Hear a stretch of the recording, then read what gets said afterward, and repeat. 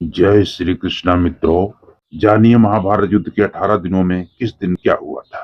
मार्गशीर्ष शुक्ल 14 को महाभारत युद्ध आरंभ हुआ था, जो लगातार 18 दिनों तक चला था। आइए जानते हैं युद्ध के 18 दिनों में किस दिन क्या हुआ। नमस्कार दोस्तों, हमारे मोटिवेशनल आरके व्लॉग चैनल में आप सभी का बहुत बहुत स्वागत। युद्ध के पहले दिन पांडव पक्ष को भारी हानि हुई थी। विराट नरेश के पुत्र उत्तर और श्वेत को शल्य और भीष्म ने मार दिया था। भीष्म ने पांडवों के कई सैनिकों का वध कर दिया था। यह दिन कौरवों के लिए उत्साह बढ़ाने वाला और पांडवों के लिए निराशाजनक। दूसरे दिन पांडवों को अधिक नुकसान नहीं हुआ था। द्रोणाचार्य ने धृष्टद्युम्न को कई बार हराया। भीष्म ने अर्जुन और श्री कृष्ण को कई बार घायल किया।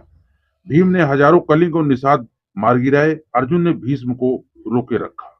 तीसरे दिन भीम ने घटोत्कच के साथ मिलकर दुर्योधन की सेना को युद्ध से भगा दिया।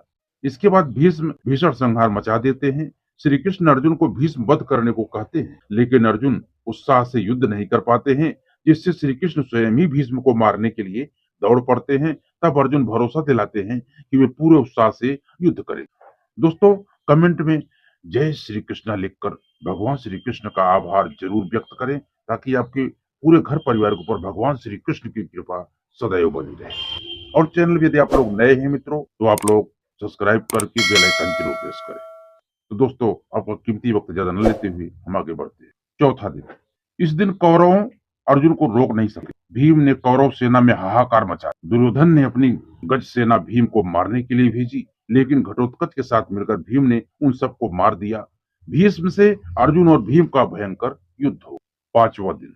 युद्ध के पांचवें दिन भीष्म ने पांडव सेना में खलबली मचा दी। भीष्म को रोकने के लिए अर्जुन और भीम ने उनसे युद्ध किया। सात्विकी ने द्रोणाचार्य को रोके रखा। भीष्म ने सात्विकी को युद्ध से भागने के लिए मजबूर कर दिया। छठा दिन। इस दिन भी दोनों पक्षों के बीच भयंकर युद्ध हुआ।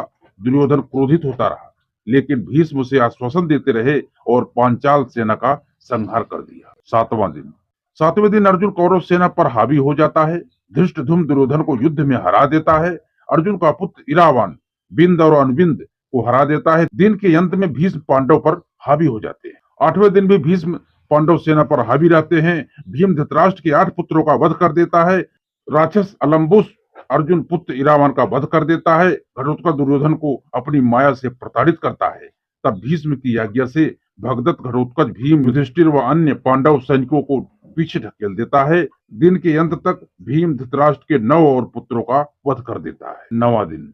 नवे दिन दुर्योधन भीष्म से कर्ण को युद्ध में लाने की बात कहता है। तब भीष्म से आश्वासन देते हैं कि या तो श्री कृष्ण को युद्ध में शस्त्र उठाने के लिए विवश कर देंगे, या किसी एक पांडव का वध कर देंगे।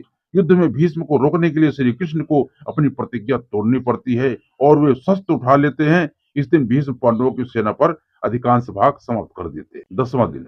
इस दिन पांडव श्री कृष्ण के कहने पर भीष्म से उनकी मृत्यु का उपाय पूछते हैं। भीष्म के उपाय बताने के अनुसार अर्जुन शिखंडी को आगे करके भीष्म पर बाण चला देते हैं। अर्जुन के बाणों से भीष्म बाणों की सैया पर लेट जाते।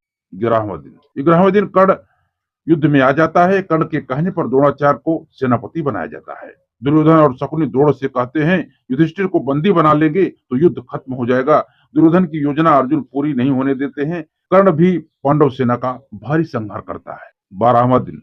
युधिष्ठिर को बंदी बनाने के लिए शकुनी और दुर्योधन अर्जुन को युधिष्ठिर से काफी दूर भेजने में कामयाब हो जाते हैं, लेकिन अर्जुन समय पर पहुंचकर युधिष्ठिर को बंदी बनाने से बचा लेते हैं। 13वां दिन। इस दिन दुर्योधन राजा भगदत्त को अर्जुन से युद्ध करने के लिए भेजता है। भगदत्त भीम को हरा देते हैं, अर्जुन के साथ युद्ध करते हैं। श्री कृष्ण भगदत्त के वज्रवास्त्र को अपने ऊपर लेकर अर्जुन की रक्षा करते हैं। अर्जुन भगदत्त की आंखों की पट्टी तोड़ देता है, जिससे उसे दिखना बंद हो जाता है। अर्जुन इस अवस्था में ही उनका वध कर देता है। इसी दिन द्रोण युधिष्ठिर के लिए चक्रव्यूह रचते हैं, जिसमें अभिमन्यु मारा जाता है। चक्रव्यूह के द्वार पर जयद्रथ सभी को रोक देता है। केवल अभिमन्यु ही प्रवेश पाता है और सभी बाहर रह जाते हैं। इसमें कौरवों ने मिलकर के अभिमन्यु को वध कर देता है। पुत्र अभिमन्यु का अन्याय पूर्ण तरीके से वध हुआ देखकर अर्जुन अगले दिन जयद्रथ वध करने की प्रतिज्ञा लेते हैं और ऐसा न कर पाने पर अग्नि समाधि लेने को कह देते हैं। 14वां दिन। अर्जुन की अग्नि समाधि वाली बात सुनकर कौरव जयद्रथ को बचाने की योजना बनाते हैं। द्रोण जयद्रथ को बचाने के लिए उसे सेना के पिछले भाग में छिपा देते हैं, लेकिन श्री कृष्ण द्वारा किए गए सूर्यास्त के कारण जयद्रथ बाहर आ जाता है और अर्जुन उसका वध कर देते हैं। इसी दिन द्रोण द्रुपद और विराट को मार देते हैं। दोस्तों आप लोग से निवेदन है, वीडियो अंत तक जरूर देखें, पूरी जानकारी प्राप्त करें। 15वां दिन। इस दिन पांडव छल से द्रोणाचार्य को अश्वत्थामा की मृत्यु का विश्वास दिला देते हैं, जिससे निराश होकर द्रोण समाधि ले लेते हैं। इस दशा में धृष्टद्युम्न द्रोण का सिर काटकर वध कर देते। 16वां दिन। इस दिन कर्ण को कौरव सेनापति बनाया जाता है। इस दिन वह पांडव सेना का भयंकर संहार करता है। कर्ण नकुल सहदेव को हरा देता है, लेकिन कुंती को दिए वचन के कारण उन्हें मारता नहीं है। भीम दुशासन का वध कर देता है और उसकी छाती का रक्त। 17वां दिन। 17वें दिन कर्ण भीम और युधिष्ठिर को हरा देता है, लेकिन कुंती को दिए वचन के कारण उन्हें मारता नहीं है। युद्ध में कर्ण के रथ का पहिया भूमि में धंस जाता है। तब कर्ण पहिया निकालने के लिए नीचे उतरता है और उसी समय श्री कृष्ण के कहने पर अर्जुन कर्ण का वध कर देता है। फिर शल्य प्रधान सेनापति बने, जिसे युधिष्ठिर मार देता है। 18वां दिन। इस दिन भीम दुर्योधन के बचे हुए सभी भाइयों को मार देते हैं। सहदेव शकुनी को मार देते हैं। अपनी पराजय मानकर दुर्योधन एक तालाब में छिप जाता है, लेकिन पांडव द्वारा ललकारे जाने पर वह भीम से गदा युद्ध करता है। तब भीम छल से दुर्योधन की जंघा पर प्रहार करते हैं। इससे दुर्योधन की मृत्यु हो जाती है। इस तरह पांडव विजयी होते हैं। तो दोस्तों हमने संपूर्ण महाभारत आप लोगों को बहुत बेहतरीन तरीके से बताने का प्रयास किया। मुझे आशा है कि वीडियो आपको अच्छा लगा होगा। यदि आपको हमारी वीडियो से नॉलेज मिला हो तो आप लोग हमारी वीडियो को लाइक जरूर करें और चैनल नए हैं तो चैनल को सब्सक्राइब करके बेल आइकन को जरूर प्रेस करें, ताकि आपको हमेशा ऐसा ही वीडियो मिलता रहे। मिलते हैं दोस्तों अगले वीडियो में। जय श्री कृष्ण।